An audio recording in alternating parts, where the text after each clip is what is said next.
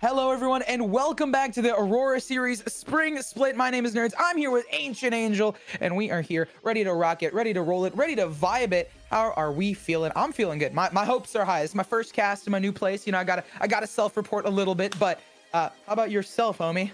It's been a minute. I'm feeling pretty good. You know, I'm wearing the liquid jersey, even though there's no liquid here. I felt very esports up today. You know, it's a nice little Thursday night. Okay, someone's got the G Fuel cup ready. So, oh no. We're talking about liquids here. Okay, you know what? We're getting off track. Sorry, we're having Mike. some fun. Hey, always stay hydrated, especially when you're casting, especially when you're gaming. Talking about gaming, who are the gamers that we have here today? I mean, I know we have, I believe it's Western Wings starting off here, but who are their opponents? If you can fill me in a bit more. Well, this Thursday, it's the Battle of the Birds. It's the Western Wings versus the Hokie Hawks. coming into this. Ooh. And so it's going to be interesting to see, which birds come out on top. Technically, if you want a little bit of spoilers, the seeding done beforehand does favor the Western Wings. They were a team that actually had a pretty good shot last semester at actually making the playoffs. I can't remember if they did or not off the top of my head, but they went pretty deep. They had a really, really successful fall. They're looking to translate that into the spring. They did a couple roster changes, including bringing some players up. So now we have some players who were players last semester. Now we have coaching staff. So it's going to be interesting to see, in terms of the Western Wings, what that looks like from them and how that system has evolved. And on the other side of things, for the Hokie Hawks, kind of relatively a bit more of a scrappy type of squad. So I just want to see some really interesting rounds that get played out. Well, I mean, it's going to be interesting, right? Something that we obviously get to see, we're going to be talking about is the map selection. Interestingly enough, as was told by our staff in the back,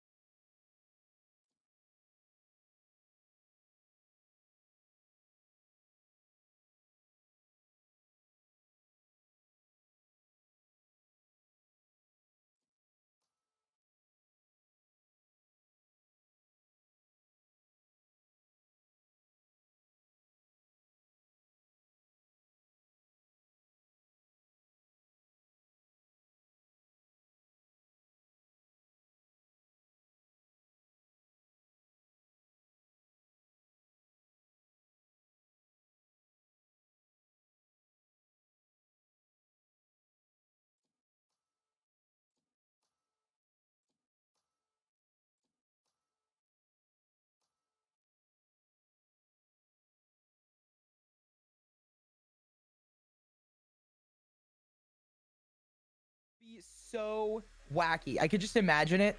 But no, standard stuff is consistent. I mean, I almost want to ask, like, why no Teo Breach? Because if you're talking about something like grabbing a lobby control, it's so potent for the stun meta, especially with Waylay coming in the next couple of weeks. Obviously not in this tournament right now, but it is a elephant in the room that we have to bring up.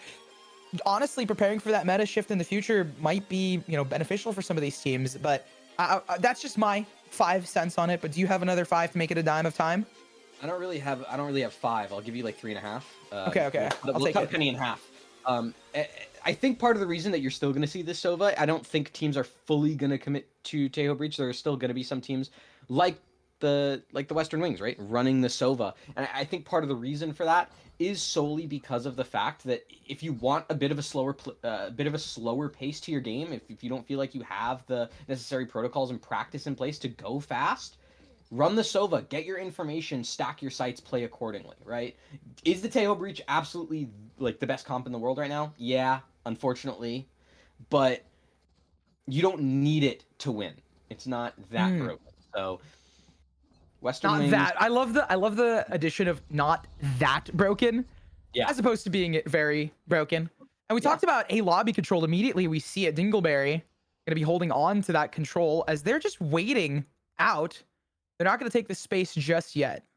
A couple little jiggles there. You have both of these players watching this A main cross, and because we're just burning time off the clock right now, Hokie Hawks, it does mean that they're gonna have to try and speed up eventually after taking this first contact, and they are not prepared for Dingle's cross at all. So they haven't pre-aimed it, but instead they opt to rotate off of the Matty Lurk with all that space that they took in Garage. It does mean that the C site, it's going to be relatively under-defended. They're just waiting for everything to get into position. The cam, it might not spot that initial crawl up, so there's been a little bit more time, but now the comm's been given, and that means the execute's about to happen. There it is. They push in off the Trailblazer. It pops great. Stun down towards it. Astrid to find Nice Egg, and the plant's going to go down. You talked about it being under-defended, Angel, and it seems like that's the case. Silent Zucchini from side to side. They swap up, but the player count is just too strong here, and they drop like flies. Seven's the only one to fall here, but unfortunately, Dingleberry's not going to be enough. The first goes the Hokie Hawks. I want to give full credit to Hokie Hawks there. I actually was kind of surprised at the no contact, like absolutely nothing taken A, and then full rotate to B. I was like, surely not. But Western Wings, aside from that initial Sova util, there wasn't really any sort of a push to get information. And so what ended up happening was you're running onto that site, and the only person that's even close to defending it is that Cypher, just sitting in the back of the site. And so because you have such a good run it down comp with the double duelist, the Clove, you're able to just overpower. And now that they have those weapons, Dingle would have to go huge here with nothing but a classic to try and overpower that A main. I mean, hey, right clicks are still potent, even through all the nerfs. Classic, though. It is an Can we fix it in game, right? Dingleberry falls. Now, I was giving them some hype. I was like, yeah, let's get it. Eco weapons. Speaking of eco weapons, wait a minute. We saw some shenanigans there. Oh my goodness. It's all par for the course. Wait a minute. How did they lose two there? It was a shotgun and then a classic in hand for another person. So they do find value on the round, Angel. Yeah, I mean, especially if Zucchini can find one more. Okay, that cam might have just ruined everything. So. Oh no, they know. Can we get a sad moment? Because Zucchini's at 1 HP and is about to get swung by a bulldog. Yeah, that's a little rough. But the economic damage is there, right? They did grab two players down. Thankfully, I think the Hawks bought into that though. Yeah, and it wasn't like the traditional second round buy that we've been seeing from a lot of teams where you have someone stay on a pistol, right? So I believe that is two weapons that are actually going to fall and not be able to be recovered. So as we go into this third round, Western Wings, they're going to be able to have what is practically a full buy, a couple regen shields dotting the board. But for Hokie Hawks, there's going to be a couple compromises here. Maybe it's, maybe a stinger, maybe a sheriff here or there. Grabbing the orb. This is going to be an important round. Yeah. Potentially. I mean, a lot of teams so far in VCT, VCL, and a bunch of different tiers have been able to pick up that third round. Jett pushes in, and there it is. Goodness. Great opener here for the Hawks, dashing through, spots out another, and a bulldog in the hand of this Jett is just as good. The dogs are out here, and they are breaking through the B site. The plant's gonna go down. And that's a Phantom that could be recoverable. Serene does send that drone in. It allows Dingle to go in, find the first, but there's Jett immediately on the trade. Yamada can trade that right on back, and now it's once again Zucchini. 1 versus 3, finds the first. This is doable.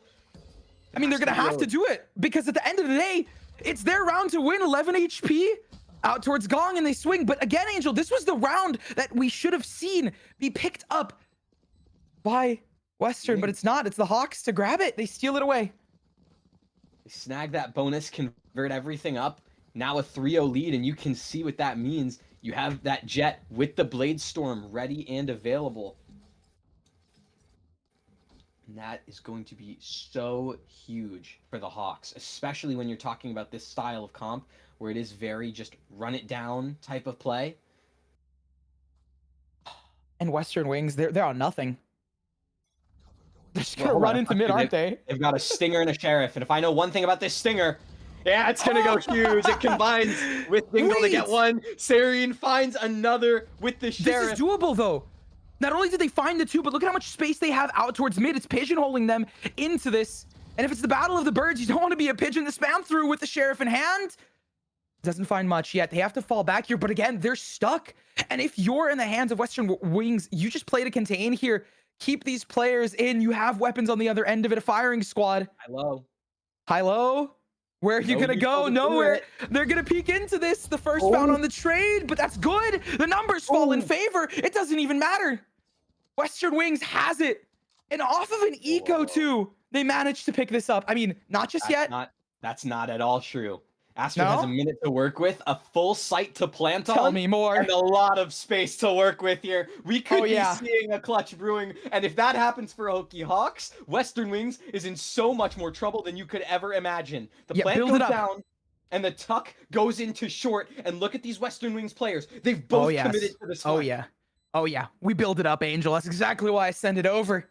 Because you're so right. This position could be crucial, especially, let's say they go down towards long here, which they're inching to it. If we look at the mini-map, there's debating on it. No. They do end up going. Oh, this could play right in the favor. Of Astrid. There's a dart to come through. Astrid holding down towards short. Two players peek out. Finds the first. Has a flash in hand. Off the corner. Do you stick it? Serene's gonna do it, and it's gonna be Astrid to find it. The buildup was there. The clutch to be found beyond just brewing. That is a back-breaking round to lose for Western Wings. I know it was just an eco, but again, you have the numbers. You have everything right going for you. The opening two duels go your way. You end things in a 3v2, 2v4 situation, and you're still able to convert and trade things out, and it's a 1v2, and you gave all of that space, and you're not able to convert on the retake, and it's another round that goes your wayside. At the very least, you have this round, and you have an op in the hands of Dingle. It's something to work with to bolster that C site. Potentially, right? You have a Cypher locking down A. They're not fighting for A. So the Hawks are going to take advantage of that, whereas Western Wings on the other end of it, they were the team that had the higher seed, you know, stats-wise. We built them up in the pre-show, talked about them a bit. But right now, it seems like they're starting off rather slow. Little game of whack-a-mole not going in their favor. They're going to have to fall back here. Serene's left alone on the site, debating on whether if they're going to fall back towards CT, but no, they're going to push up through the smoke, preventing themselves from falling here. I mean, at this point, you're going to expect a pop. Are they doing it? No, they're gonna call the rotate again, because look. Oh my god, they are. Look at these Western Wings players. They're all three over towards C. You just have the Omen towards Garage, and it's an op alone in the back of C site. And if you can take down that op, if you can get that op to fire the first shot, it's as good as dead. They definitely saw that Cypher util and were like, okay, we're not fighting this. Let's re-explore. We have 30 seconds to go for. They've rotate out towards B. Leer through utility, layered up, but they've already entered onto the site. It's Astrid towards the back line. Seven's there. Astrid with the plant. That's going to be close to Cabbages. There it is. They've got themselves Seekers available. They've already popped the Empress first to be found. Seven to get out of dodge here. And the B side crunch isn't going to work. Popped out of Gone. Nice egg. Cracks one. Looks for another. Gets it. Hopefully a baker's dozen, or in this case, a 5. Silent Zucchini is getting fried. And it's looking really good. But in a 1v1, Astrid brings it home. And it has been round after round that's gone to the wire. But Angel has not gone over the edge.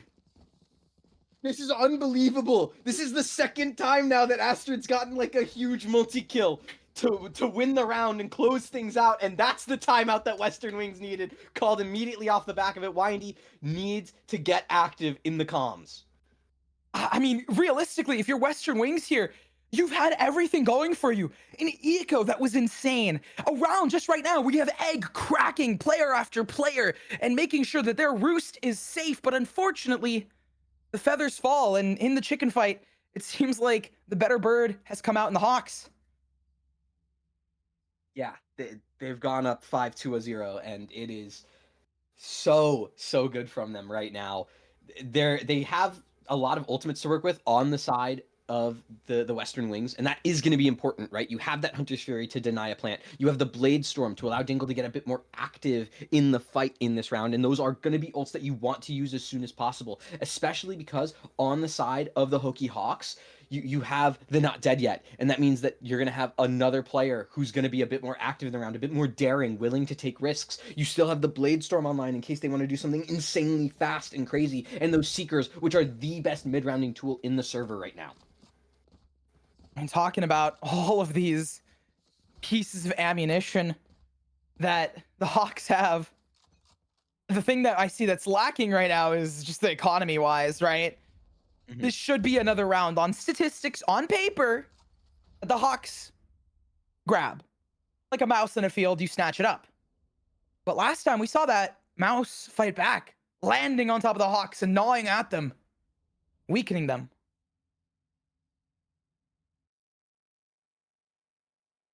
What are they up to? I mean, they're just super slow. It's a very slow round from the Hawks. I think they were expecting some sort of aggression, especially considering all of the ultimates that they have. And while they're right, there is some sort of aggression. It's not at all on the side of they're playing on. They have all that lobby control, but it does mean that you have this sole player in that Cypher who needs to back up. Yeah, because they're gonna get sprayed down. And Silent Zucchini not fast enough to slip away. And again, you know, the Hawks here, they have everything going for them. We are going to need to see Nice Egg go probably crazy here with a Stinger in hand on this pinch, but unfortunately the cross is too strong and a Bucky in hand's not good. Nice Egg, though, they have that Stinger. That's a nice weapon to have at close range. I need to find the first on Stuffy as they flood back in. I mean, we did see trades coming through, but we haven't seen the pressure from the Wings come out just yet. And it's unfortunate, but right now it's just a lot of time being stalled by the better weaponry that the Hawks have. And even though we got to see some brilliant first picks, and Egg finding another on top of it in the kill feed, the inevitable happens to come true. If it looks like a duck and acts like a duck, it's going to quack like one as well. Or in this case, it's going to call like a hawk. I don't know where my analogy went there. It's something. And at the end of the day, I mean, this has just been a phenomenal level of play from the Hawks right now. I'm almost speechless because they were able to take that round, and granted, they didn't use any ults, but on the side of the Western Wings, they burned that Hunter's Fury, and that might be like either the best ult or the second best ult they have in terms of theory. Yeah. Info, denying the spike plant, you have so much to work with, and you give it all up for an attempt of a round. Which, don't get me wrong, they started off pretty well, but they couldn't secure it.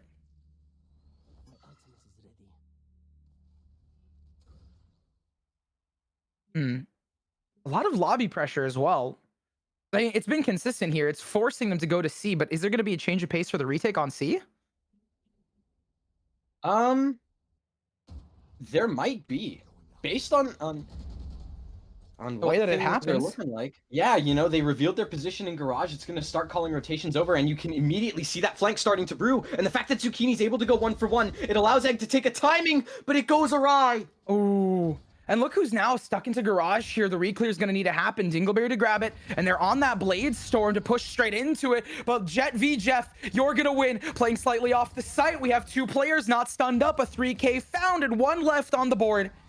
And I was gonna ask, like, I wanted to kind of pose this to you, Angel, like, what is the adaptation? Because we do see Cypher stuck towards back of platform, so they're not playing off of site for retake towards C. They're still taking that A lobby control. It looked really similar to some previous rounds we saw. That retake, yeah, it's just so rough. And so once again, you're talking about the economic troubles for the Western Wings. It rears its head again. There's no Blade Storm for Dingle to try and use as a crutch. They have to literally just use a Bucky. And this is all in attempts to get an op online in round number 9. I mean, at this point, yeah, they are going towards A because they know it's going to be weaker. They have been going towards C a lot. The Trailblazer to clear out Dingleberry, who has to get out of dodge and reposition. You have a Bucky, so you need the close range engagements. Playing behind it, Serene gonna find it. No, it's actually Dingleberry. Oh, I was getting too hyped too early. I guess it's too good to be true. We do get info here for the Hawks, and they're ready to swarm and pick apart. They're slowly forming from Hawks to Vultures, it seems. Honestly, I'm happy that we have Sky on the Hawk side, because otherwise it just makes that much more sense, because that bird seems so deadly. The blinding light's so consistent. And at this point, you're trying to flood re-entry here with a full team setup on site with Vandals, Phantoms galore. Bucky up close, not gonna find much. A collapse. Sufi whiffs on one, so you go on to another, and it still doesn't matter. That is Astrid. We didn't see that. Okay, 7, great 4K. Congrats, guys. 8th round on the board, and those ultimates have been completely flipped on their head. The only real question mark is the op in the hands of Dingle, who's going to be all the way back towards Gong, taking a really deep angle, but it's an angle that I actually really like from them. So they have all that control over towards B, but only one player lurking up right now, or at least taking a look through the window. I just don't know what to say. Like, I actually don't know what to say here, because okay, now I know what to say. That's huge. There we go. It's the opening pick they needed, and what you want to see immediately is you want to see this movement of the op, and that's exactly what happens. Dingle moves over towards that C-long position, takes another shot, gets it onto Yamada, is now reposted up at the angle. There's no util to really help them re-clear, so they have to make a quick rotation. And the option was, well, C-long's taken, let's start exploring mid again. It's crazy to think this could be the round. The one to change it. Nice egg on the other end. Jets spots them out. You have numbers, and they do the right thing. Falling back. So 1v1 though. Getting, interestingly enough, stuffed. Barrel stuffed by the rest of these players. A blind to come through. Stuffy finds 1, 2, and the 3. Maybe a full house combo here, but Jet, you cannot discount Jet's girlfriend. Nope. She seems to be popping off, and that's exactly what you want here. If they lose this round, the morality is going to be huge. No. Wait, the third? Oh my God. 1v5? I'm sorry. My hands are clenched when I'm talking about how tense my body's feeling right now. The plan's gonna go down, a paranoia to come true. Surely not. You go for it, and there it is. The egg cracks here, and of course, we see a moment, a respite of breath, but at just like within a couple of seconds difference, it could have been something insane. I got so scared that we were about to see a 1v5, and then no, nice egg at the last moment poaches the round back into the hands of the Western Wings. So, you know, is it the cleanest round in the world? No. Is it the greatest recovery in the world? It could be. But it's at least a start. They get that first round, and that can build to something later. I don't remember if they recovered that op or not, so we'll have to find out as the round goes live. But for the Hawks, good start. It's exactly what they needed here. Otherwise, it would have been devastating shots early. A lot of utility. The damage getting started here. Maddie is taking a position. I mean, they're not. They really don't want to fight this anymore because they found out the Cypher's there. Not only is the Cypher there, they also have the op there. So that would just be terrible to try and hit. But this position from Stuffy, this could be disastrous for the Hawks. If they fall into it, you can see Maddie starting the lurk now. They don't clear. Oh, Stuffy's going to be able to take that and now is going to start looking for more. Oh, the Hawks are feeling a little wounded, but they managed to bite back. Regardless, Nice Egg is going to get the trade, and they're down in numbers here. Not dead yet on Yamada. They have to push into it. but the position's just not there for them. Dingleberry to take down Jet. Yamada gonna go down any second now. It's over. Nice egg cracks, and the last respite of hope is going to fall. We find the second, and this game starts to come alive, right? It's starting to become something that we, I guess, a couple rounds ago didn't expect. I won't lie. If we go from an 8-0 half to an 8-4, that would be insane. That would be an almost insane level of gameplay. And so you could see the Hawks, they're starting to get that fear, right? That back-to-back, that was enough to get that timeout called and start to discuss and talk about clearing things and protocols and making sure that we have our pieces in the right place. Because you had an 8-round lead. And you don't want any chance of that starting to slip. So I actually really respect this timeout coming out from the Hokie Hawks.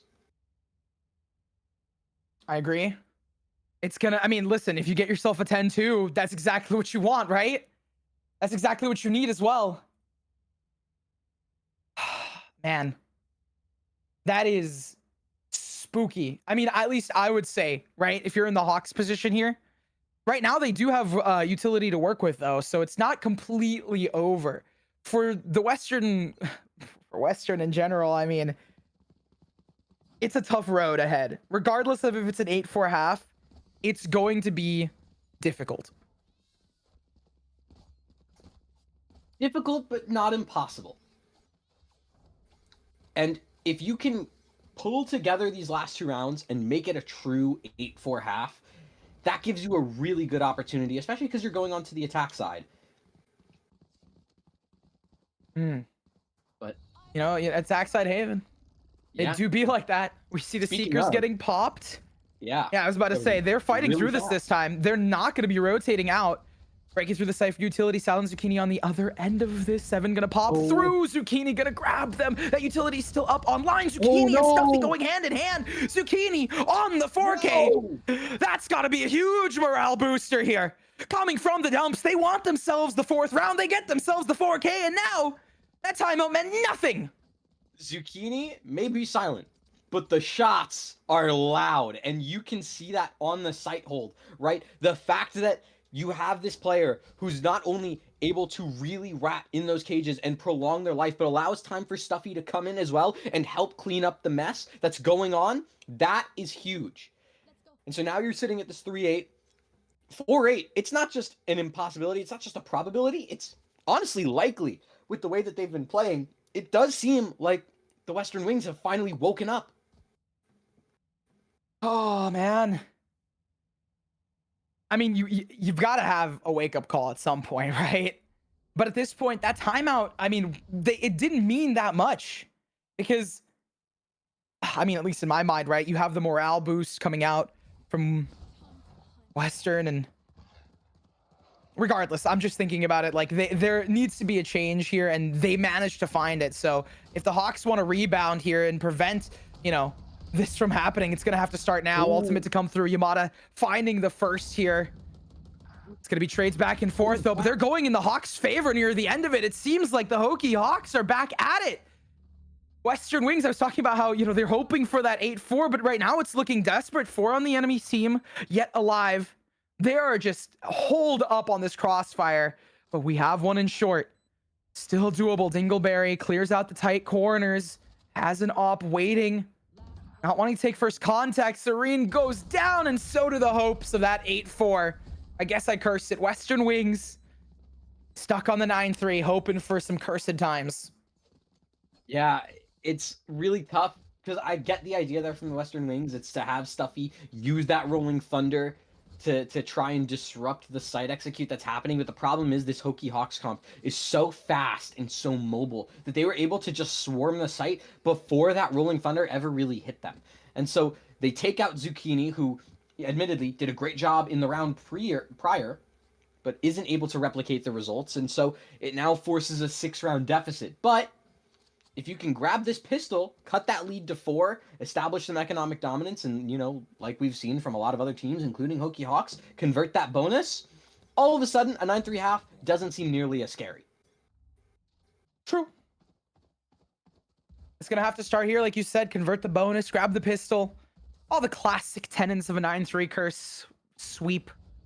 But again, is it cursed times? Or are we going to be seeing the inevitable come true? Dash onto site, finds the first. Dingleberry is ready for that fight. Maddie on the other end of it, and it seems like this pistol falling in favor of the attack side.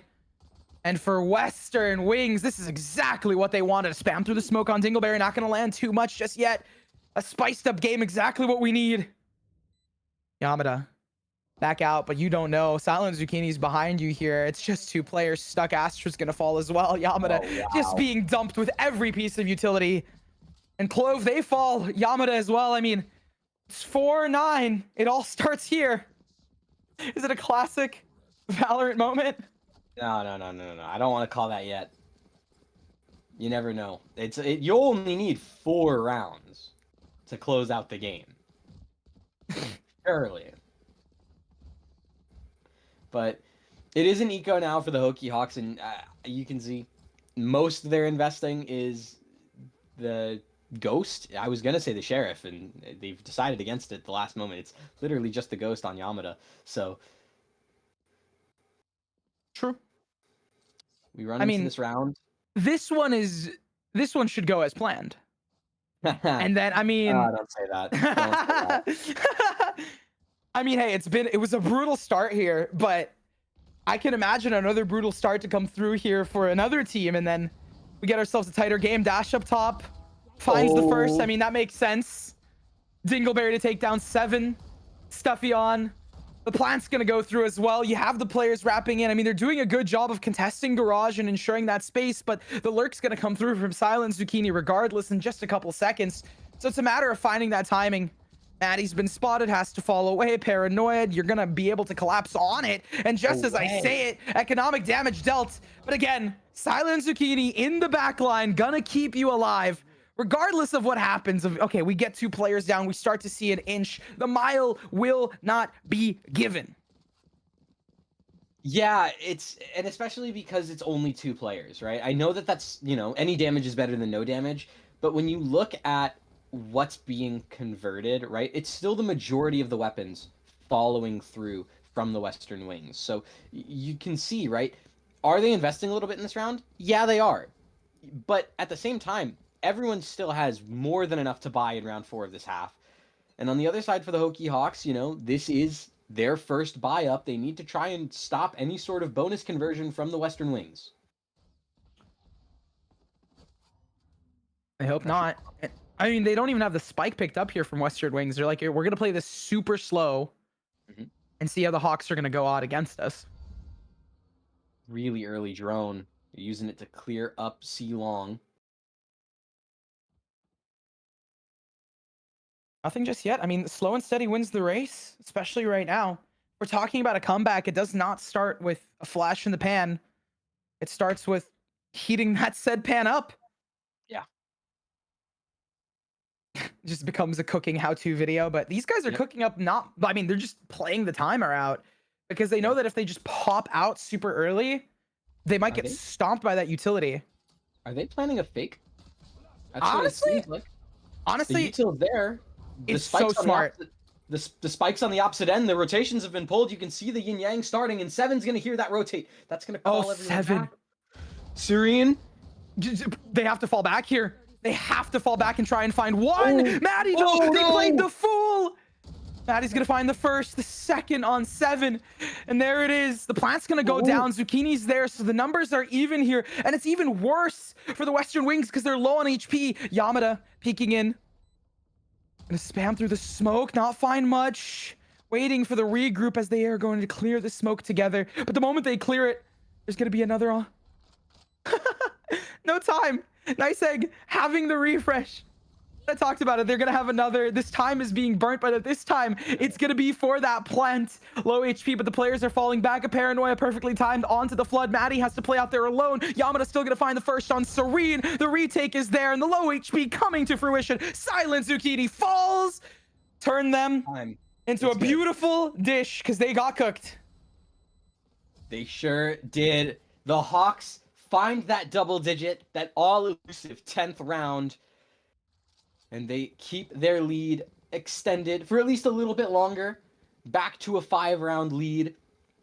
And it's off the back of just a phenomenal retake. And that's one of those credits I will give to this comp. Even though it is a little unorthodox, the fact that you have all of these kind of run it down style characters, it does mean that if you just give up the site and you just retake as a group and you just have solid fundamentals and everyone's trading and everyone's communicating, you'll have no problem winning out in this map. And that's what we saw at attack half, and it's what we just saw in that retake.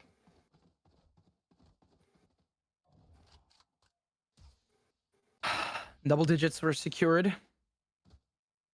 Same stuff as always. Super slow. Not trying to show their hand just yet. They use that drone early. They spam down 7 quite a bit, sitting at all of 5 HP. Oh, there's the regrowth coming in. So we're going to get right on back to full. We're just playing this like This the is turtle chess in the right hair, right? No. This is absolute chess right now that's going They're trying on. to You can figure it out. The site hits Advance on onto C. The full site? team is here. Oh, the Zucchini's numbers here, fall though. though. They're falling in Western Wing's favor. I mean, through all of the chess masters, the pawns push in, and it's not gonna give you much. The Hawks, they were cooking things up. They had the better weapons, but they didn't have much else to work with. But this round, it's equal, and they probably lose it here. Ooh. Maddie's gonna be the Well, last hold line on. of the fence. They fall. No, I mean, come on. You see it, you call it. And at this round, right? The previous one was, you know, a disadvantage. This one was even. They needed to win it. Yeah, if you really wanted to cement your lead and start to really snowball close to closing things out, absolutely. But it's now an opportunity for the Western Wings to really start to grow and soar into this game, close out that lead, tie things up, and make things really, really close, and build some economy off the back of that, right? You can see 3 of those players still have 3K credits in the bank. So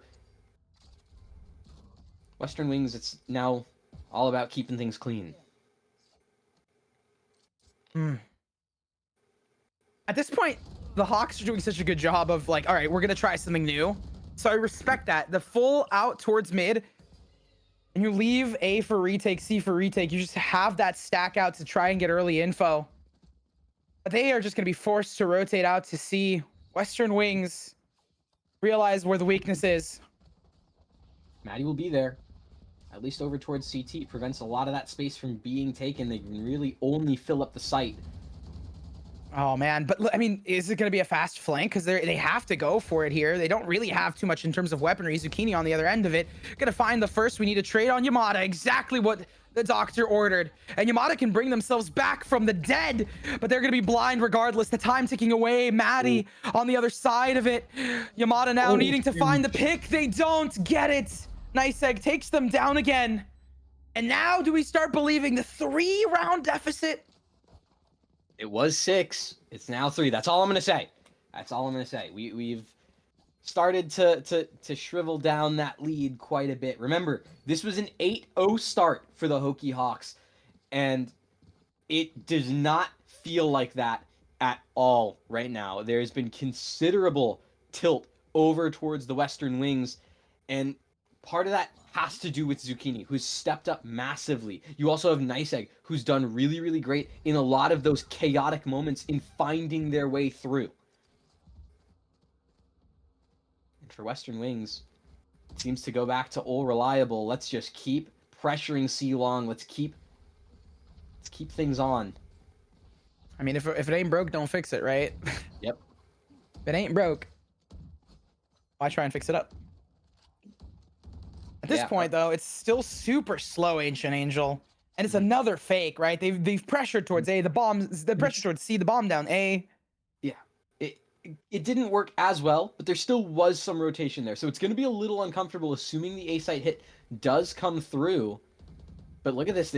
They're almost re-faking in a way. They're putting pressure still over towards mid, over towards B. It's going to keep people off. And while you have Astrid over towards short, I've seen this before, but I thought the sides were a little swapped here. Vision's not cleared. No, Jeff. Oh, Jet. Gonna grab one Astrid onto another, so at least the trades are there. Nice Egg's gonna grab this plant. Astrid has been spotted. You know the position. Spam through. Found you. The Hawks now have the advantage, but the spike is not there. The peak, the find. Zucchini gets out. The trade coming a little bit late. Dingleberry gonna be the one to grab another. Equals out 2v2. There's a Blade Storm available, but I doubt it's gonna be popped here. Instead, they're gonna have to re-clear this together. They've made a mistake. The pinch is there. And we stay alive. 2-round deficit from 3-2. It's just two more mistakes away from becoming an even game, forcing the timeout at hand here. I'm scared. I'm really, really scared for the Hokie Hawks. This is the second timeout now being used. The first timeout they had was when the Western Wings won their second round. And now Western Wings are 2 rounds away from tying the game, and we have our second timeout being used. And for the Hokie Hawks, they need to try and figure something out. Is it being a bit more proactive on the defense, and especially over towards those extremities and taking that A control, taking that C control? Is it possibly, playing a bit more prehensively on those retakes, giving up the site a lot easier? I don't know what the answer specifically is, especially with the way that Hokie Hawks wants to communicate. But they need to figure something out, because there's not much of room to play with in this lead anymore. You don't have an opportunity to experiment, to try something new. You need to figure something out now, and you need to get it done, especially considering the ultimates that are available for the Western Wings. True. Oh, Western Wings.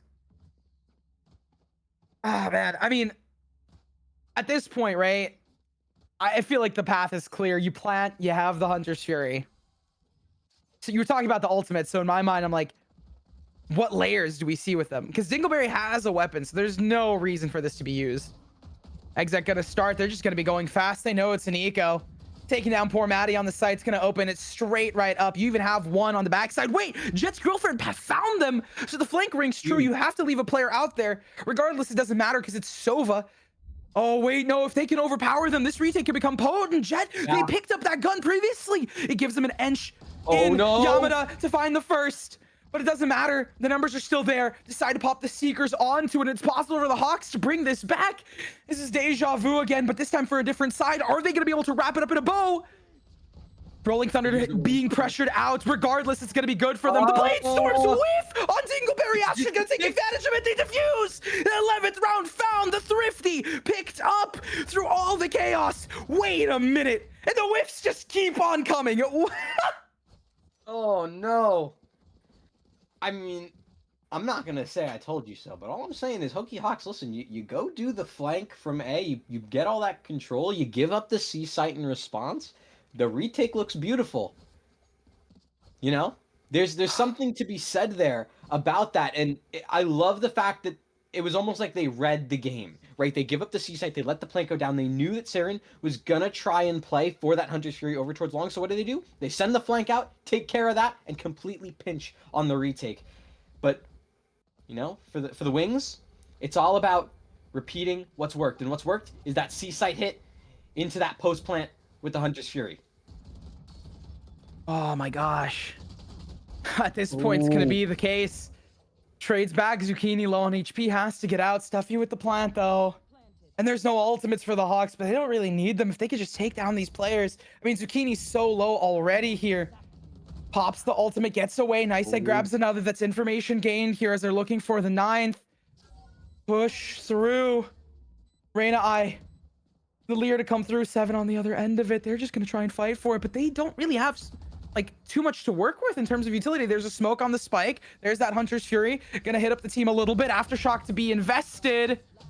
Oh. No, it doesn't matter. Stuffy falls, trades, pinstripes. Astrid now in the 1v2.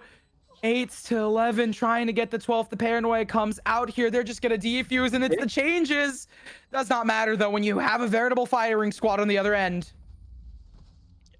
Shots are on point for the Nice Egg. Western Wings grab a 9th, and again, now you see that plan really go into fruition, right? It's the classic, just we have Hunter's Fury, let's go C, play C long off the Sova ult. in the post plant, and it works out. And the reason that that round works out so well is solely because of Zucchini's ability to stay alive. Right? Not only do they get one and they stop the flank from coming through, but they refuse to die. They keep squirreling around and running around and hopping around like a ninja. And that silent moves, those agile like reflexes, it's what gives them the advantage and allows them to convert that round. It's time to come through. Nice Egg already finds one. Dingle with another. And that's they're looking for double digits. They're like, hey, we're gonna get double digits of our own right now. Watch. Yeah, but it completely cracked open the A site push, the hold on the extremity. That's a good response though from Yamada. Oh, look who's on the other end. There it is. The plant's gonna go down. They've already have an inch into the site. Pop the ultimate. Information gained for both teams. Now they're gonna flood straight back into it. A dash out. You don't want to lose your life here, not right now, especially at such thin margins, but it's the weaponry that's really gonna count.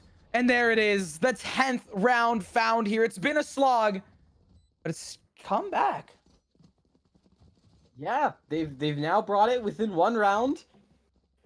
Granted, it is going to be a full buy across the board. Both teams have that, but the big thing right now is you talk about momentum, you talk about economics. The Western Wings have so much money built, they are guaranteed a full buy for the rest of this game. So the Hawks, they have the hard road. They have the hardest road imaginable for these next two rounds that they need to try and win. And you can see Dingle wants to go super fast into Garage. What? Like bowling pins. They fall. And then Seven's gonna be the only one with their ultimate, but it doesn't even matter here.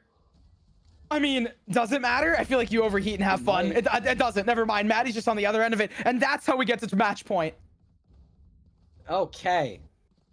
That was a considerable pace change from the Western Wings. They wind things up, playing slow all this half. It takes them forever to hit a site. They're oh so quiet, and then all of a sudden, they burst out with a very fast garage take. But of course, the Hawks, they were ready. They had two players in there waiting, and that's the second timeout coming through from Windy. Oh it's my very God. well needed. It might go OT. It's possible. 10 to 12. Got yourself some ultimates in hand, and they've been having a rough time of it. The Hawks are literally one away from saying fake comeback. But on the other end, I don't think they're giving you this up. Now, there's no way the Western Wings, the 7th seed, go down to the Hokie Hawks. No? Surely not. Surely not on Western Wings' own map pick. That adds another layer of just like salt into the wound. Yeah. It's so disheartening. But you know what? Like I said, there's still a considerable amount of bank for the Western Wings. And the Hawks, they did do a good job last round of keeping a lot of people alive. It's still pretty fragile, though, in terms of the money game. So you can see the Wings, they really need to take flight in this round. And you can see they've tried C, they tried Garage. Well, what's left but A? We go super fast, we push the Cypher off, we let the retake begin. Cypher's not even on the site. But look who's there behind you. The Hokie Hawks aware of this. They're going to try and collapse on them. Maddie's going to find the first for the kill trip. And it's just going to be a downhill slope from there. But can they climb their way back up? You need the ice picks if you want to do it. The plant to go through for Nice Egg. So they are on the site, and look at this. You take short control already. It's possible. The spray down. Zucchini finds the first. You're going to be giving yourself a little bit of aggro, but they fall back. The spike is down. Time is ticking. Pressure on the site. Players pushing in. 7 wins the fight. And even though the players were managing to find it, it's still them stuck in Narnia. The defuse comes through. The sprays are there. Yamada going huge, and Maddie locks it in near the end. 13-10. Going in favor of the team that didn't even pick the map, the team that didn't take the time out, the Hawks, who through it all could say, fake comeback. We managed to take it over the edge. What an insane map 1. 3-9. We get a 3-9 half off of an 8-0 start that then evaporates from an 8-round lead to a 6-round lead at the half to a 1-round lead at its closest. But the Hawks were able to survive all of that and claim the map as theirs, as they're rightfully deserved from that 8-round start. And it brings them up to a 1-0 lead in the series. They take and they snipe away the Western Wings pick of Haven. And Abyss will be in the future. But I just want to mention the fact that what we saw from Zucchini, when Zucchini woke up halfway through the first half, they never slowed down after that. They never went back to bed. It was like an on switch was just flipped, and what we started seeing from them was just perfect. And so part of me wonders, what if that was the Zucchini we saw round 2, round 3? I guess we'll never know. I was going to say, what ifs and scenarios are all fun and games, but at the end of the day, we're going to be taking a break and seeing if those what ifs are going to come true in the next match. See you in the next one. Whoa, not next one. I'm taking everything over. You know why? Because I'm a numbers kid at the end of the day. We have and I want available. Numbers, and I want stats. Give me my stats. Where? Look at them on the board right now. My apologies.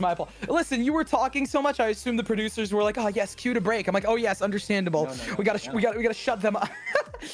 Okay, then if you're gonna be such a stats nerd, let's break them down. Break them down for me. So like I mentioned, right? Zucchini woke up and was on. You can see it. ACS of 328 and 5 first kills as a lurker was really one of the big pieces in how that offense worked and how we saw that, comeback start to stage for the Western Wings. But like you see from the side of the Hokie Hawks, it wasn't about the top player in the server. It was about the team overall performing well as a unit. You can see that in the way that the ACS is spread out across these players, right? You have Zucchini, who's at the top of the board with 328, and then the next player, you have 2 people who are around the 250 mark, and then you have the next 2 people who haven't even hit 175, and, Saren had a bit of a kind of tough map in Haven. On the other side for the Hokie Hawks, everyone's above 150. You have, almost 3 players reaching the 200 mark. Jets GF having a really good map, finding a lot of those first bloods that we would see on their dives into those sites that are highly contested by Zucchini, by Stuffy when it was Hokie Hawks on the attack. That's what you're seeing from them, and that's what led to their success, was that collected unit effort. I like it. It's succinct in only the best way you can do. You wanted me to break it down. I broke it all You got down. the breakdown. You hit the nail beyond the head and passed it all. Overall, though, I guess since we have a little, we'll talk for a little bit more, I guess. Abyss, right? That map is so chaotic for me, right? We're talking about a team that just woke up again. They have to win it to take this into game number 3. They have to. And are they going to be able to? I mean, they had some discoordinated moments. Coordination is extremely important on Abyss, especially when it comes to taking sites. So is that going to carry over? It might carry over. Abyss notoriously is a retake map, kind of like how Haven has started to evolve. So it will be interesting to see how retakes go for both of these teams, where retakes really weren't either team's strong suit. It was really about finding those kills. So that will be interesting. But like we mentioned, Abyss, it's a whole nother map. And for a whole nother map, we need a whole little bit of time. So we're going to now we break? Yeah, now we can go to a quick little break. Pause. Yep. And we'll be back. Map 2 of Abyss. If map 1 was Haven, you're not going to want to miss the craziness that's about to come, so stay tuned.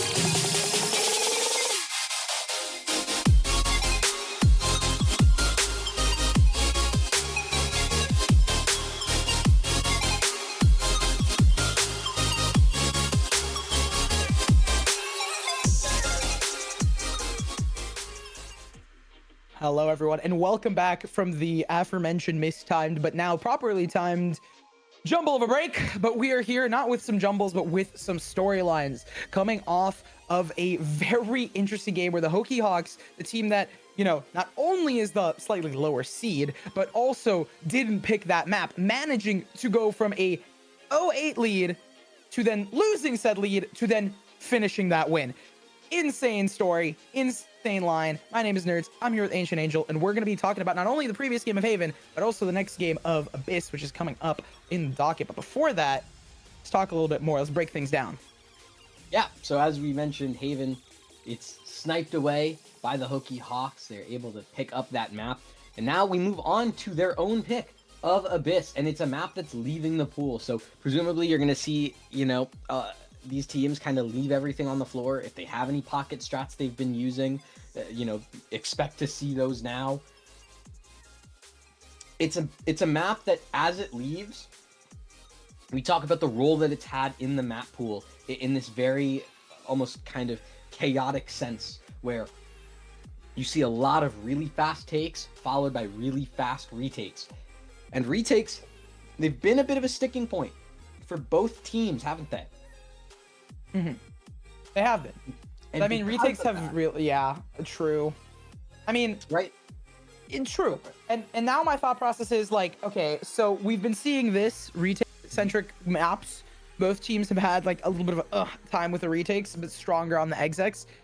How is Abyss going to play out? Because if it's going to be a repeat of last time, we saw the slight edge for the Hawks. Is it going to be the same thing? It's also their map pick. So it could be a fast 2, well, not a fast 2-0, but it could be very well a 2-0, which is unfortunate because I know how much you love Pearl. I do. It's the best map in Valorant. Don't at me. Don't talk to me about it. If you disagree, you're wrong. And that's okay. There's nothing wrong with that. But I will say this about Abyss. Abyss is also a very fun map. And I think part of the reason the Hokie Hawks might have picked it is because it does kind of play into their overall play style a fair bit more, right? They do tend to like to play a very group style of Valorant where everyone can have a little bit of agency to frag out as they need to. And I think that Abyss suits that opportunity very well, right? If you want to run double duelist, Abyss is the map to do it. If you want to run a Clove and Arena, Abyss is the map to do it. If you're running a Sky solo initiator in this map pool, Abyss is one of the two maps to do it. Okay, all right. I enjoy the prediction. Mm-hmm. We're gonna have to see it during the agent select. That's all I'm gonna say is like, is it gonna come true? Yeah, watch me say all of this and like hype this up. And it's like the most boring Tejo breach you've ever seen. If it's Teo Breach, I'm gonna laugh. I'm gonna laugh so hard. If it's Tejo breach, I'm gonna turn on my Game Boy Color and just start playing Dr. Mario. But we're about to find out because the agents are on screen.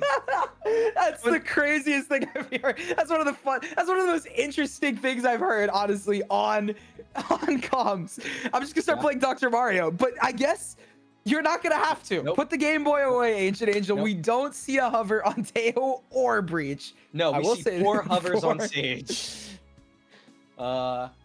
You think they might want to run Sage? Maybe. Maybe, just maybe, or it's just all a troll and just to mess with the casters, which I love. I think that would be great. So you know what? Let's just ignore them for now and let's talk about this team from the Hokie Hawks. Right? They're running the double duelist. It's not the Jet Reyna, unfortunately. It's the Jet ISO instead. Arguably better right now in terms of the meta. I like that Asteroid is swapping off the Sky onto the Gecko. I think Gecko's a bit of a better fit on Abyss.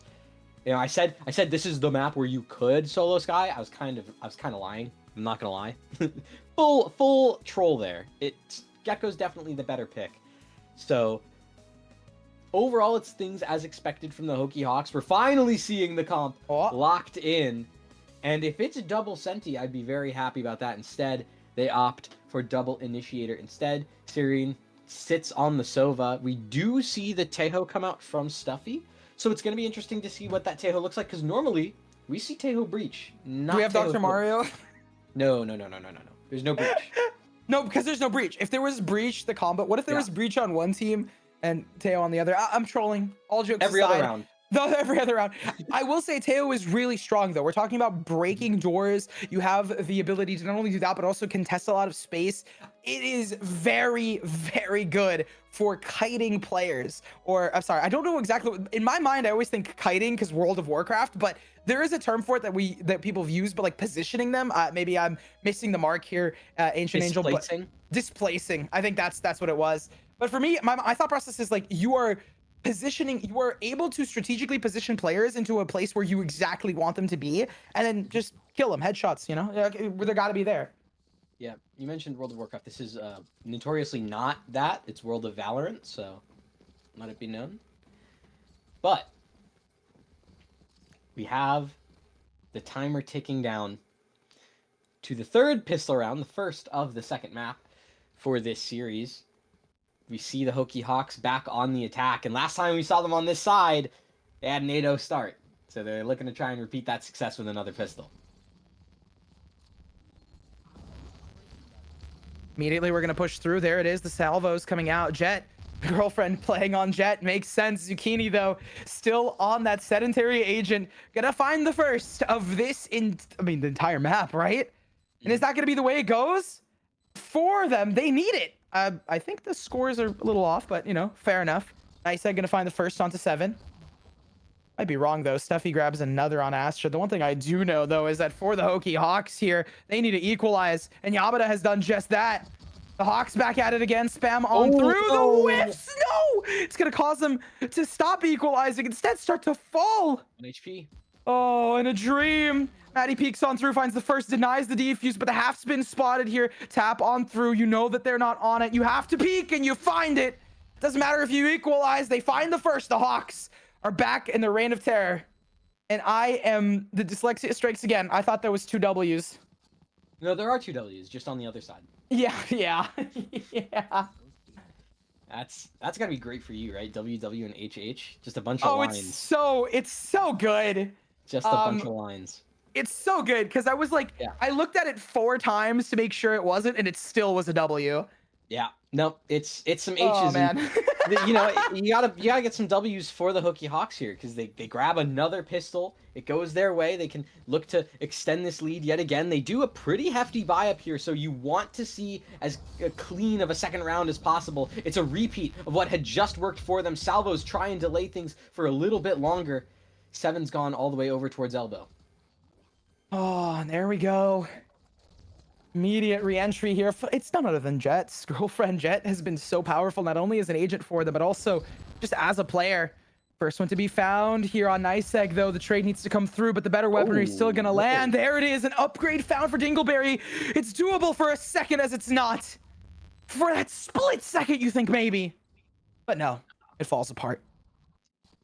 It collapses upon them, and you can see for the Hokie Hawks, they grab that second. It's a little bit of damage done, like you mentioned, and you know the big thing now is that you have 2 pistols going into a bonus round.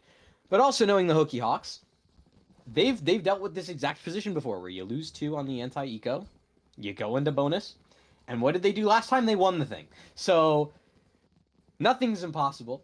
Always believe, and by always believe, I literally mean leave, because if you're the Western Wings, you want to leave. You don't want to be on the site right now. Shots come through for the salvos. You're on a sheriff in hand for Yamada, and we've seen how potent that could be in their hands. Spam through for Dingleberry, though. Huge. Look at Now the look map at this. control. They could really pressure them to contain them. I mean, as long as Dingleberry stays alive, that's all that you need, right? To keep that player alive. The amount of space that the Hawks have to fight through now. Look, there's 2 players over towards the top of mid. Serene being one. Dingleberry's holding from that little A main box. Jump spot was given, so Cypher's going to be called over in an attempt to try and pester things. And there's Nice Egg finding a first, peeks in, grabs a second, pops the neural theft, and at this point, the Hawks, they've been all but contained. It's a flawless first round for the Western Wings. Exactly what they needed right now here. Just a couple bits of damage, but still, it goes through. But it's classic Valorant, Ancient Angel. This is now the round where we're going to start seeing rifles come to fruition. It's true. There's 10 rifles on the screen, all of them Vandals, all of my fellow Phantom enjoyers sobbing at this prospect. But it's important to recognize that, you know, the couple cracks are there in terms of the Western Wings economy, right? They decide not to upgrade to those full shields, so Egg and Serene still going to be sitting on those regens. Oh, Shots. that's a disastrous opener. Really good for them. Yep. Good start. They need to Is it going to continue? convert it. They need to Oh, convert they the do. 5 They to do. 4. I mean, Jet's they going to dash be the onto one to site. push in. They spot information towards the back site. Plant for Astrid. Come through. Shock darts there. And that's why Gecko is unfortunately not picked as often anymore. But still, they have really good containment of security here. As long as they can try and take this player down, which they get, it's going to land. It's doable here. But no, Yamada gets another. And the inevitable comes through here. Last player standing in Stuffy in a 1v2. We saw 1v2 previously, but the sides were flipped. Stuffy needed to push their way in out of security as the players fall back. You also have, I believe the mosh pit was used already, so don't have too much to work with for Astrid, but they're just really good on the shot. Tap onto the spike. You know you have a couple seconds left. Wingman's going to come through. You peek, you land, and you get the third. It was a little rough around the edges, but it won out for the Hawks. Yeah, and it's the fact that they win it in general right now that is the huge bonus for them, right? The fact that they're able to continue to extend the lead, put more pressure on the Wings economy, that's gonna be enough, right? Dingle should be able to cobble together a buy here. Actually extends it for the op. So that will be interesting over towards the B side of the map. If it sees value, you know, unfortunately, with the way that the attack is looking to just run it down on the opposite side of the op, that's not going to be too fun. Unless you're a big op retake fan. True. Early info gained off Astrid with the Thrash. They're going to clear out most of the security, catch a player off guard, so that's going to be no smokes on the entry here. Nothing to stop them. 7 clearing out towards Heaven. The drone to come through gives away information. Stuns a couple of players as well. But it's a 5v5 retake. We talked about how the retakes are so crucial, and now that no player has gone down and some utility's been expended, can they do it? Stuffy's gonna be the first to take contact here, wins the first 2 fights. Nice Egg going hand in hand with him, but Yamada really good as that anchor. They find 3 of their own, and it doesn't matter. 4 gets rezzed.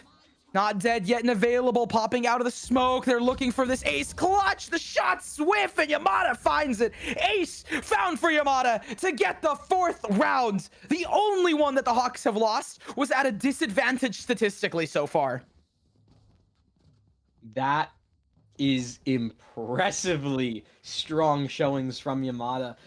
A bit more of a middle of the pack player for this team on the first map. All of a sudden, they are shining beautifully in the first 5th of Abyss. And now we move forward. You can see the buy from the side of Western Wings. It's nothing special. A couple sheriffs, a marshal sprinkled in there for good measure, but Nice Egg, start running. It's horror mode. Spooky, scary, salvos dashing straight through. Maddie's gonna find the first onto Serene.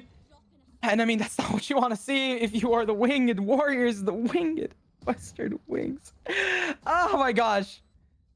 Doesn't even matter. Ooh. 7's gonna find you as well. Call him whatever. Okay. Whoa. I thought that was the Blade Storm. Okay, wait. We're bringing it back. The shots are landing here. I thought it was the Outlaw to find it. And the Outlaw's being the one to whiff. But in these scenarios, Yamada has been so clean on the clutch that you just gotta give them the credit that they deserve. And give faith into the Hawks. Again, the win con is simple. Keep Astrid and Yamada alive. Yep. It's not a clutch in name, but it is a clutch in spirit. You're 100% right. The momentum, it started to swing in the Western Wings' favor, right? You saw those 2 kills from the Sheriff out from Stuffy. They were looking to go on a bit of a tear, and what does Yamada do? Respond right back with 2 of their own.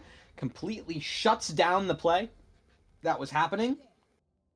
And now you move forward. The Hawks extending this lead to a 4-round gap, looking to do even more. And the kill contract's available for 7, so that could take any, you know, unwary defenders out of the picture.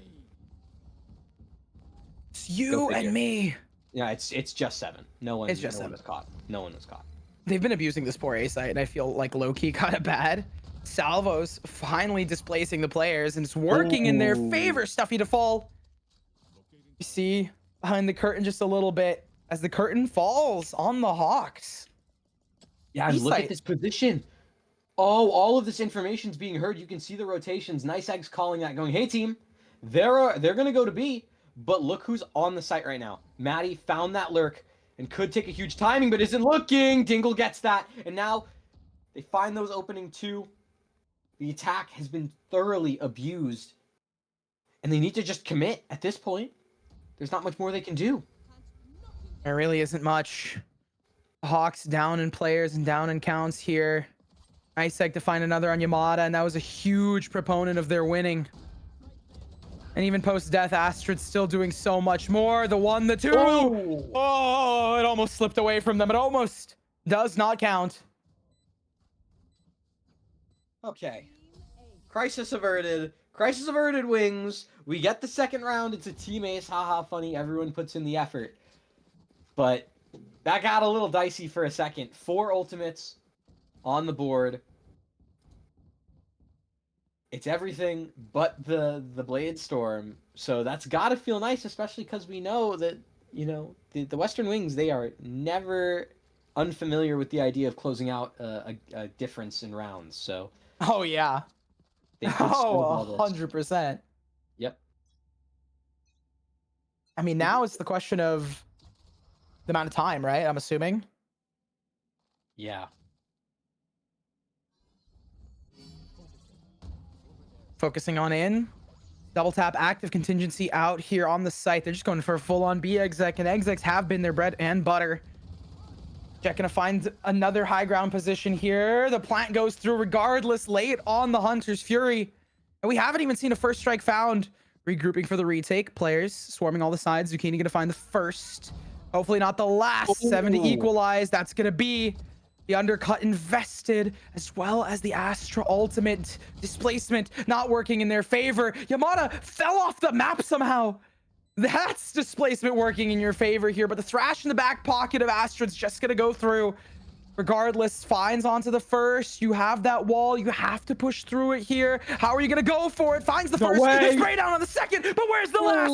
Zucchini silent in a corner. Ever diligent. Slipping through the crack, Zucchini. Managing to play the full, bamboozling, I believe, Astrid in some capacity. But yeah, they did not expect Zucchini to be there doubled up. No, that was... I will say this.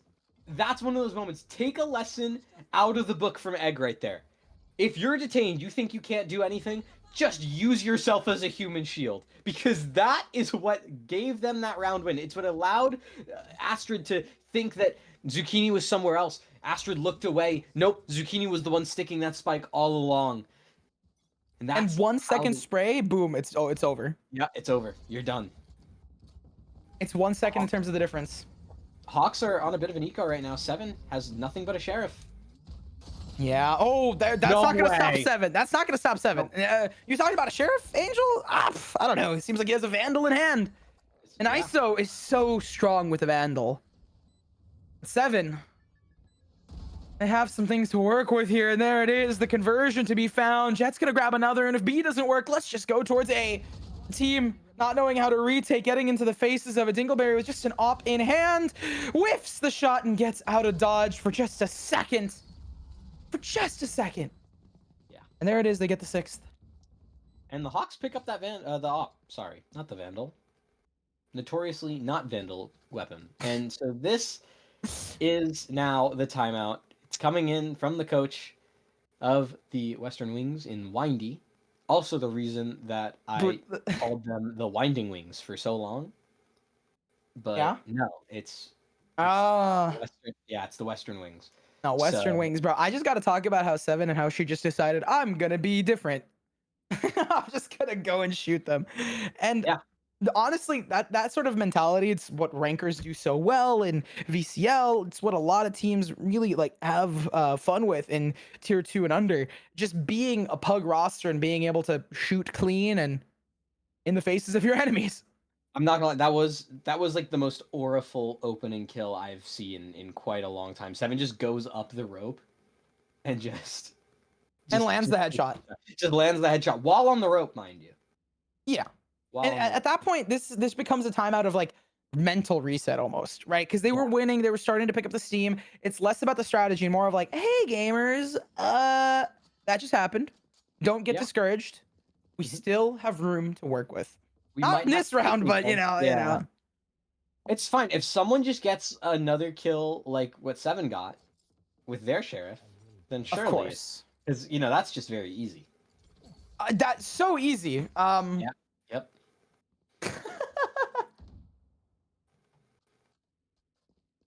So I like the change pace. I like the change of pace from the Hawks, right? Keep things slow, wait for some sort of, eco aggression. It doesn't really come out because we know that the Wings tend to be a pretty measured team. So instead, we split up into this default, right? You have the Gecko over alongside the two duelists over on A. You have the two, quote unquote, more passive characters. Admittedly, one is Clove and is about to be shot in the back of the head. Oh.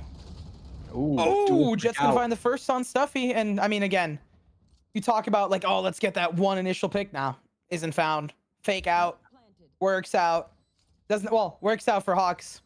And I mean, it's an inevitable round, but this strategy is it's kind of unfortunate that they use this in a moment where it's like the team's grouped up and they're fighting through this. They find the first, but nothing much else. Maddie's just gonna fake that they're running away while waiting for the support of their teammates. Seven gonna grab on Oh, Serene and spread to come through here. Astra to find one more, and Dingleberry grabs Maddie, but it doesn't even matter. I mean, in my mind here, it's like, okay, Dingleberry is gonna need to go on a huge tear and get the spike. There's no time. It's a now matter of how many yeah. players can we take down with me. I mean, you can get another one if you can get a fourth. I mean, that would be more than enough. But you're dashing right into Astrid, but it gets messy, and Huge. you can clean on up. So a huge Huge. 4K. I mean, there's, are we gonna snuff? Are we gonna cough at a 5.7 half? No, I no, wouldn't. 5-7, 5-7 is gonna be great. Especially on Especially if you defense, didn't hate win. Abyss, and you're gonna be Yeah, going into attack. Awesome. and you didn't even win pistol. You could get 5. We say all this now. It's gonna be 9-3. No way. The same thing. And then Yeah. guess what? Yeah. They're gonna come back. Oh no. Stop. Oh no, Stop. I'm just ready for Western Wings to bring it back, and then another. I can't take it. No, I read the script. It's like We're 18. not It's gonna be like gonna a, it's gonna be take like it. no, it's gonna be like an 18-16 No, map we too, ain't and gonna then take it. But yeah, these guys are not gonna take the B site because the spike is towards A. They're doing the yeah, same thing again, where they're defaulting, but with like a fake element into it, I guess. I mean, you don't not really a fake element into it, but just more like a default. Because yeah. if you wanted to fake, you would want to send like your jet. I Yeah, guess. it's more just we hit the site, we go in, Seven, able to trade, and then there's Jets to close things out on the site. They lose just one player. Dingleberry should not be peeking this, but they're gonna in like 2 seconds. There Oh we yeah, go. they're gonna swing with their team. Of course, thankfully. I was worried that they were going to peek immediately to try and catch a timing. It just would not work. That info gained is huge because they're playing not on site. Lost so much space. Maddie to find the first onto Dingleberry, but Niceegg's diffusing here. You have the Thrash to come through. Find onto Niceegg. They brawl back into that site. Silent Zucchini going strong though, and there's one detained. Oh wait, sorry, it was the other side. I'm so wrong. The have to come through. And there it is. It's because they lost security and heaven control. You cannot lose those two. And even though Maddie gets those frags, you lose the site control. You lose a site. I don't even necessarily mind that you lose the control, right? Because the play was there to play off of the Thrash. It's just they were so slow at trying to capitalize off of it. They end up peeking one by one through a smoke. Oh, man. That's what does them in. And it's like it's those small things that end up costing you those rounds. But if you're Western Wings, you're so happy they peeked one by one through the smoke. That was all clean for Zucchini to just line them up and shoot them down. So once again, can establish more of a lead. I made the joke that it was 9-3. That is completely false. No. Nope. Guaranteed, not 9-3. Not 9-3? No. You can get the Ancient Angel guarantee on that. the ancient angel guarantee that it's not 9-3. Yeah, look. I'm gonna say boldly, it's Yeah. not gonna be 7-5. They're just entering Okay. because they're entering back in onto the site with a 5 stack now. We have players disadvantage. They're not gonna make the same mistakes. Serene to find the first onto Jet. I might have just jinxed it because Dingleberry gets another. No. They do not get a troublesome view. Maddie hiding within a corner. The Armageddon avoids them. They can get out of this. Nice head creeping up on the end of it, but there is. Oh, they spotted them out, but they lose the fight. The re-swing eggs to grab a double. It's a scramble. Yamada though. Now, in the 1v2, Yamada managed to do it previously. They do have the spike, and one player's on the site and Stuffy. Wrapping around towards heaven. Yamada, unaware, having to clear all these angles. But you have 35 seconds. There's so much room to work with. Plant's gonna go down. Stuffy knows, waiting for Astra to join. Salvos come through, but the plant's not gonna be stopped just yet. Zucchini on the other end of it does not get peeked out just by a little bit. Yamada gonna take the 1v1. 27 HP, does not have the res available. Needs to find the first pick if they wanted the stun to come through. There it is. Oh, and you're just gonna be harassed off to the corner. No. Doesn't even matter. So what was that about the half? We're gonna chalk it up to the 9 to 5 workday and yeah, just classic stuff. Yeah, I'm not gonna lie, it has been a long day. the next round is a pistol round, so everyone's gonna have classics. I get it. That was a good one. Yep. I'm just I said that, and then like everyone buys a ghost. What's going on? Man, I wanted to be a little funny, a little silly. There's 3 classics out of 10 players. All right. Oh, that's so funny. All things considered, from the Western Wings, that is exactly what you want to see. Yamada has just been such a problem on the side of the Hawks in this map, but you have that team play that's going on between Zucchini, between Stuffy, between Nice Egg. It's those moments, those flash in the pan moments, and the use of the utility that's kind of stifling the approach from the Hawks that is being so impactful right now.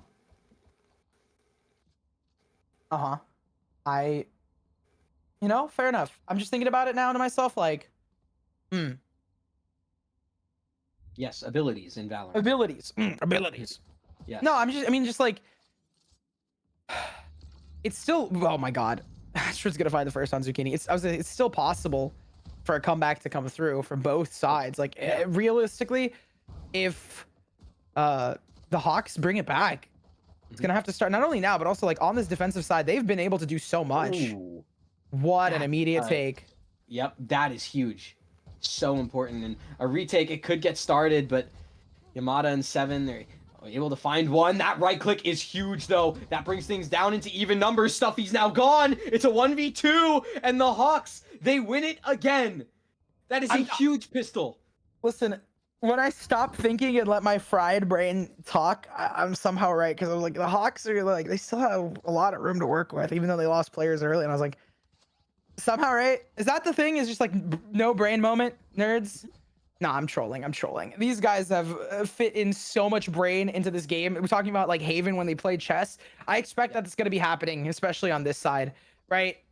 Where we're going to see slowdowns and pops. We already saw that previously where it was about 20-30 seconds into the round and nothing has like really happened.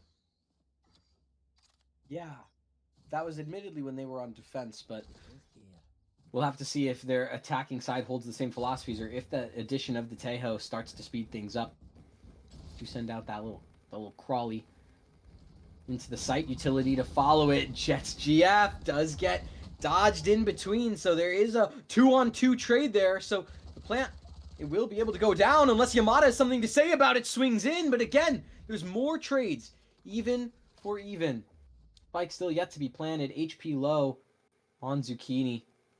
They want to go climbing for this. They want to swing in, and they take care of Astrid. But now both of these players are low, and Maddie's got a full health bar to work with, and neither of them are looking towards CT. 2 versus 1. Spike needs to be picked up, but you have 50 seconds on the clock. There's so much time. So we can play it slow. Maddie's just waiting.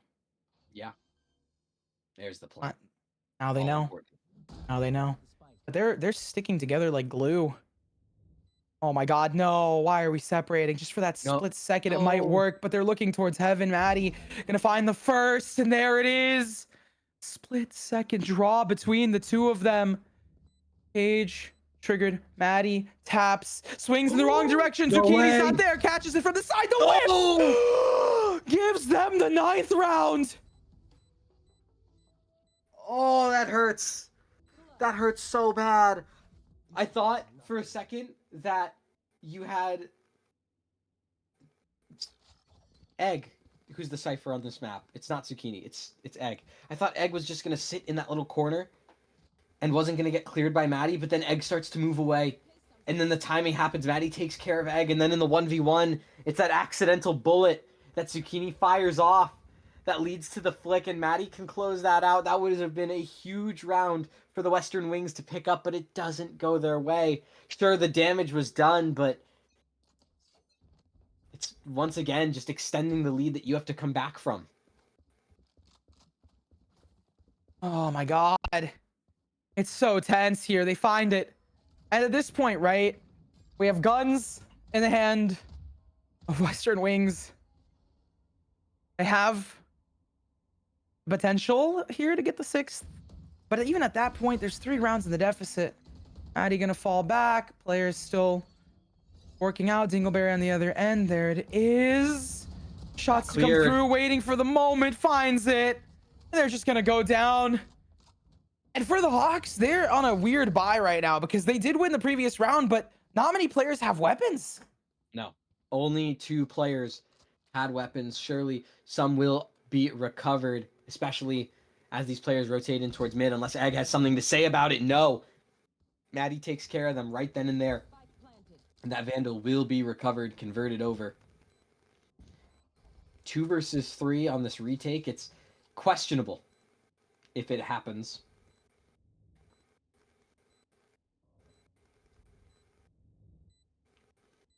Oh my gosh. The tension grows. But I mean, at this point, the retake's gonna be so difficult. You have Dingleberry playing on site, 2 players off site, the Tejo salvos, as well as just the suck and concuss and all of utility. The Nexus pulls, the spam comes through. Utility doesn't even matter in this chess match. The pieces are just going to fall and farm. Astrid goes for it, plants, swingman on. The time's just not there, and there it is, the 6th found. They grab that perfectly timed gravity well to come through from Zucchini, prevents the wingman from even touching the spike. And like you said, it is a very important round that Western Wings win. Admittedly, it was a bit costly, right? That was a round where the Hawks only had 2 guns coming into it, and they take out 3 from the Wings. So that's going to be important as we talk about economic effects throughout the rest of this half. But for now, I mean, this is a great round 4 bye, especially considering the investment you had in round 3. Mm-hmm. That is very fair. Kill contracts out. Nice Egg tries to swing through, takes care of the double tap, but 7 confirms the kill. So opening advantage goes the way of the Hawks. They're gonna need more though. The Blade Storm is still there. We've seen how Serene is able to get stuff like this. Yamada to fall. And Yamada's been one of the pillars for the side of the Hawks. Yeah. It's back to that slow sort of chess pace that we were discussing previously. Jet spots the barrel, knows the position of Zucchini. But Zucchini gets out of there. Intelligent, knowing, hey, our spike is down here. You're gonna need that Astra utility. It's the dash burned as well. So, no quick tailwind available on any sort of a retake. Instead, this B site, it's just going to have to be grit and grind. You get that plant down off in this middle of the open area, so the plant for main is secured. You can play back from it. You have all the util in terms of the Astra post plant potential. Shock darts also, if you'd like to use them. Hawks, this is going to be a really tough retake. Oh my gosh. They have the number 7's gonna push in. She's on the case here. The suck comes through. It's a 1-for-1 for you, Hawks. Down for the count. Maddie's going to go for the defuse. The spam Spam is not off. working. They at least want to get the half. They're going to stick it here. And there's No no way. recourse. Zucchini No gets way. one, but it doesn't even matter. The players, all they fall. But the double digits found for the Hawks regardless. That is so tragic for the Western Wings. They had that round in the palm of their hand, but they just weren't quick enough on peeking. Everyone was afraid to peek. The spike gets stuck. Oh my god. Oh my god. I can't believe it. It's been 4 rounds and they've been so like intense as a roller coaster because I personally, for the storyline, I'm always like, we're not a biased caster, biased to storylines. I want to see a more tense game between these two, right? I would love to see Western Wings bring it up, but they have not been able to find it regardless. But this is an immaculate showing from the Hawks. Vent door is broken. Salvo's about to go through to clear out all that space. I mean, having that mid play is really solid for them here for Western Wings. Yeah, it's also this player in main. That's going to be huge, but Stuffy's able to take care of 7. There's a second Dingle gets round. another as well. I mean, it's also an eco, so a bit of it. I'm pretty sure it's a bit of an eco broken by for the side of the Hawks. I wouldn't be surprised if we also see a timeout to like clean up the retakes, right? A lot of early control is being picked up by the side of Western Wings, and it makes it really difficult for the Hawks to have a retake that's clean and concise. Yeah. You were mentioning the economy. I mean, this round, it's going to be Maddie playing for exits and dying. But you mentioned the economy, and I found that quite interesting because you're right. In, not this round, but the previous round number 17, you did see, or round number 16, rather, you did see, like, the stick that came through, and we were all losing our minds collectively about the fact that they were able to just completely stick while, like, 4 players were alive for the Western Wings. It was quite interesting in the sense that for the Hawks, everyone died. So they didn't really have a bye, even though they had won that previous round. And so now you can see the bye coming into effect. But even then, Yamada on a sheriff. So, that has to be playing into mind, especially considering the fact that they have a lead to maintain.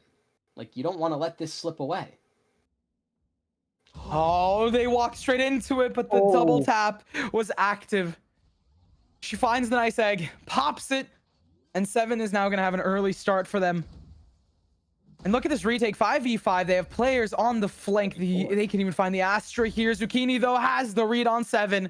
And now it's a 4v4. Ultimates in hand here. Jet's going to find the first, the second, and that's going to be a steamroll snowball down onto them, but does not spot Zucchini. Has to dash away reflexively. Yamada's on the defuse. Take a look at that time. Astra's going to send out one more. Jet's going to pick up another on Dingleberry. Gets themselves the 4th piece. No! It falls apart, but it does not matter. The defuse should be stuck here. What happened? Where did the defuse go? Astrid broke the wingman, or someone had the wingman fall off, and Astrid has to just go get it manually, but still, good for them. Yeah, they stick that defuse, and that's not a round where everyone was afraid to peek. That was a round where the flank and the amount of time that Jets stayed alive on that flank, that is enough to completely wreck the flow of that round, right? They had a very clear play, and then as soon as that flank comes in and Jets finds 2 on the flank, not 1, but 2, it completely destroys the post-play, right? Because now all of a sudden, people are paying attention to the flank. They don't care about the spike. They have to use the utility. They have to burn that gravity well early. And it's that disruption that the Hawks have been so good at, not only on Abyss, but on Haven as well. Disrupting the play that the Western Wings want to make, it's completely given them the advantage, and it's what's flipped what was expected out of this series upside down. On its head. Yeah. Topsy-turvy, something along those lines, right? Yeah. Now, just thinking to myself, this timeout's gonna have to change something because we see 4 diffuses here. The retakes are really strong. Not a default though. Instead, it's gonna be a 4-1, 1 into mid. It's nice that going down to take some space here. The other side, The Hawks, they are prepared for it. They're going to go into mid. Nice egg on the other end of it. Finds the first onto 7, pops their ultimate. Neural Theft engaged here. Gets another. Oh, wow. Going huge on their own and on their lonesome. The 3K found here. 30 HP, but they just run away here. Yamada's going to try and chase, but not going to grab much here. We see the Thrash coming through. Dingleberry's been spotted. Wow. The dodge and the whiff here. The timeout. Doing so much for this team. And honestly, just feels like a boost of confidence. Yamada does get one, so they're not dead just yet. They're still back up in the action. Yamada gonna go for a tear of their own at 1 HP. No finds way. one more. It's possible, but has no info. They're right above you. Dingleberry, 8-11. That was the most intense round of the entire series. Because what do you mean 3 different people got multi-kills? Because Nicek got 2, Dingle got 3, Yamada got 3. There's someone else that had like 2 somewhere. I don't even know how. The numbers don't make sense, but here we are. It's Dingle clutching up for this team, being the new top fragger, being the new head of the lobby. Zucchini's taking a bit of the back seat, now playing the Astra, a bit more of an expanded role. And it's showing.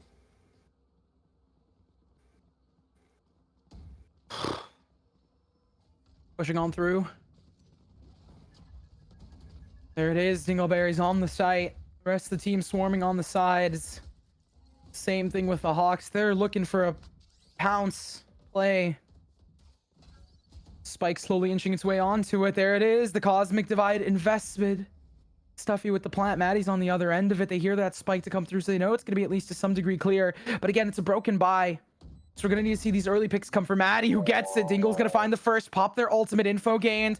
Maddie now has all the power in their hands. Hunter's Fury invested Astrid on the defuse, and even through it all, they managed to get it fighting for it. And the half's been stuck.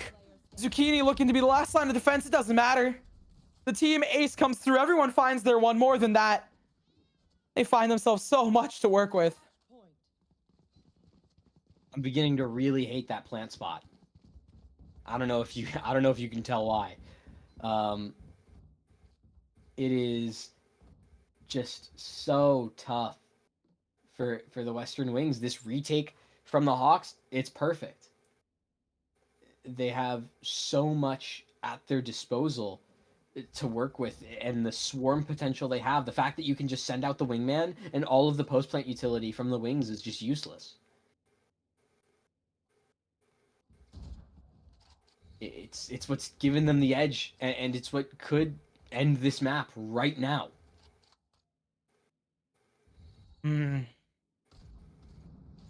Salvos to come through down towards mid. Let's see if this is going to be the end or the beginning. I have a feeling that there's a lot to work with here. No distractions. Unavailable in the 1v1. Seven's going to find it. It's a slow burn here. They have 2 players down. Looks for another. 7 gets it, and there it is. The lock on to the head. Stuffy, though. They have the Armageddon available for the post plant, but it's going to be a matter of if Dingleberry can get active in this position towards Bendable. They're regrouping slowly but surely. It's so scary for these 2 lonesome players. Doubled up. Dingleberry on the other end of it. Shots come through for Yamada. Looks away from behind. It's possible to sneak through. Stuffy is looking for the timing. Gets it. Doesn't even matter what happened previously. What matters is they lose now. Astrid finds them on an angle. 13-8. To say I'm surprised is an understatement. I mean, we talked about the Western Wings having a really good, semester last season in Aurora series, and now we're moving in to the Hokie Hawks coming in and just completely flipping that narrative on its head, showing that they are not a team to be messed with. They should not be undervalued just because they're a bit of a lesser known quantity, right? They completely have shocked me, and they take this series 2-0, not only in a commanding start to this game, but also a commanding end to this series. Speaking of ends, we're going to not end it. We actually have stats, but they're still cooking and brewing. I remembered this time. One thing I did want to bring up is it's always about quality over quantity, right? who needs popularity? They're the 18th seed, but they're definitely going to be rising in the ranks. Western Wings, on the other hand, need to rethink some of their strats. Maybe it was just like an off day, right? I do want to say, right, Zucchini had sort of a up and down kind of curvature to their game, but regardless, we actually now have the stats ready there. Maybe it would have been funnier if I waited for that, but we will see a bit more. The ups and downs, I don't think change too much. At the end of the day, we do still see a produce. I don't even know what I was gonna say there. Produce person. Another piece of produce up there from zucchini to egg. Eggs are notoriously not plants, but I get where you're going with that. Well, oh yeah, true. Produce is plants, isn't it? Yeah, yes it is. So you are right though. The grocery gang still reigns supreme with Nice Egg, able to maintain atop of the leaderboard. And you know, like we mentioned, it wasn't necessarily about one player on either side. It was overall the Hawks were just firing more together as a team. You see it, Yamada and Seven, both, you know, topping the leaderboard in terms of ACS. Not even necessarily finding first kills, because if you remember, there were a lot of clutches and a lot of comebacks in these rounds. You know, 13-8 was the scoreline, but each round was a lot closer than 13-8. I can tell you that. So it's important to remember when we talk about the Hawks going into the rest of this season, this isn't a team where it's, you know, pug style because they have one really good player and they live through that player. This is a team where anyone at any moment is ready to pop off because they are all firing at the same level.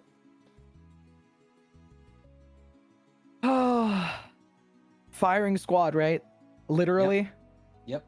I mean, just look at their comp. They had 3 players that were super active. You have 2 duelists and Clove, who plays as that pseudo entry. They were raring to go. And Yamada, it was just tearing through. So, I mean, you talk about that. It fits entirely. I'm almost curious to see, like, later down as this progresses, as Aurora series breaks through, the Hokie Hawks might become, like, you know, I wouldn't be shocked if they become a top 10 team. I would not be surprised. Playoffs is absolutely possible. But before we get to all that, we got to take things one step at a time, because we're only in the group stage right now. We have no chances of playoffs anytime soon. So Ooh. I do have something interesting. I have What just is a it? little note. I know we talk about numbers, but it's also about vibes. And we're going to be able to vibe with one of the players from the Hokie Hawks. We have an interview coming up in just a little bit. So don't go anywhere. Stick around, and we'll get some words from the people who are actually playing the game. I'm so excited.